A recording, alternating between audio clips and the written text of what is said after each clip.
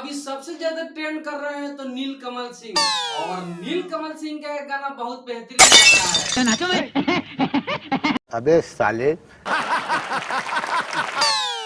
YouTube section को अगर कोई जाम किया है वो नीलकमल सिंह। हम मालूम है तेरे बाप को मत सिखा।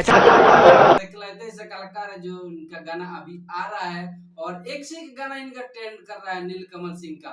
और एक गाना कल आ रहा है टी सीरीज हम भोजपुरी पे, ओढ़नी मैलबा, और बहुत बेहतर गाना होने वाला है आप सभी के सामने। और वीडियो क्वालिटी भी रहता है नीलकमल सिंह के गाने में, और बेहतर गाना बनाया गया है, ओढ़नी मैल है।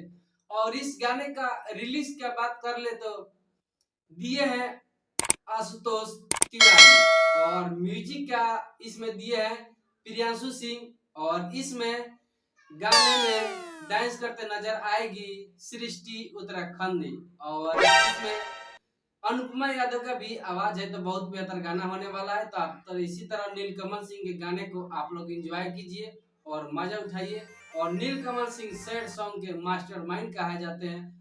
गाना बिना विवाद करते हुए हिट हो जाता है। तो आप सभी रेडी हो जाइए नीलकमल सिंह गाने को सुनने के लिए। तब तक ले मिलते हैं नेक्स्ट वीडियो में। जय हिंद, जय भारत। गाना बजाओ।